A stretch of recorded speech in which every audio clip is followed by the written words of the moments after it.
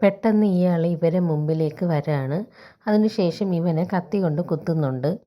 ഇവനെ അന്വേഷിച്ച് നടക്കുന്ന സമയത്താണ് ഇയാൾ അവരുടെ മുമ്പിൽ ചെന്ന് പെടുന്നതും പെട്ടെന്ന് തന്നെ അറ്റാക്ക് ചെയ്യുന്നതും. പ്രതീക്ഷിക്കാതെ സംഭവിക്കുന്ന ഒരു ആക്സിഡൻ്റ് ആയതുകൊണ്ട് തന്നെ അവരെന്തെങ്കിലും ചെയ്യുന്നതിന് മുമ്പ് തന്നെ ആ ഒരു ഇൻസിഡൻറ്റ് സംഭവിച്ചു കഴിഞ്ഞിട്ടുണ്ട്. ആ കത്തി വളരെയധികം ആഴത്തിൽ ഇവൻ്റെ വയറിൽ കൊണ്ടിട്ടുണ്ടായിരുന്നു. ആ സമയത്തും ഇവനെ പോലീസിനെ കൊണ്ട് പിടിപ്പിക്കണം എന്ന ഉദ്ദേശത്തോടു കൂടി തന്നെ അവൻ്റെ കൈ ബലമായി പിടിച്ചിവൻ വയ്ക്കുന്നുണ്ടായിരുന്നു. പോലീസ് അവിടേക്ക് വരികയും ഇവനെ കൈയോടുകൂടി തന്നെ പിടികൂടുകയും ചെയ്യുന്നുണ്ട്. ആ സമയത്ത് ഇവൻ്റെ വയറിൽ നിന്നും ഒരുപാട് ബ്ലഡ് പോകുന്നുണ്ട്. അങ്ങനെ ഇവൻ തലയിറങ്ങി വീഴാൻ പോകുന്ന സമയത്ത് ഇവൻ്റെ ബോയ് ഫ്രണ്ട് ഉടനെ അവനെ പിടിക്കുന്നുണ്ട്. എൻ്റെ കൺമുമ്പിൽ വെച്ചാണ് ഈ ഒരു ആക്സിഡൻറ്റ് സംഭവിക്കുന്നത്. പക്ഷേ ആ ഒരു സഡൻ ഷോക്ക് കാരണം ഇവനൊന്നും ചെയ്യാൻ പറ്റിയിട്ടുണ്ടായിരുന്നില്ല. ഇവൻ്റെ ദേഹത്ത് നിന്ന് ഒരുപാട് ബ്ലഡൊക്കെ പോകുന്നത് കണ്ടിട്ട് ഇവൻ ഒരുപാട് പാനിക് ആവുകയും അവൻ വല്ലാതെ കരയുകയും ഒക്കെ ചെയ്യുന്നുണ്ടായിരുന്നു. ഇവൻ എന്ത് ചെയ്യണമെന്ന് അറിയില്ലായിരുന്നു.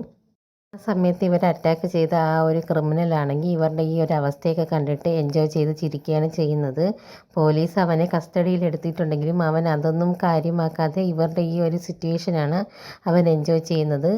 കുറച്ച് കഴിയുമ്പോൾ ആ കുത്തുകൊണ്ട പയ്യൻ്റെ ബോധവും പോകുന്നുണ്ട്.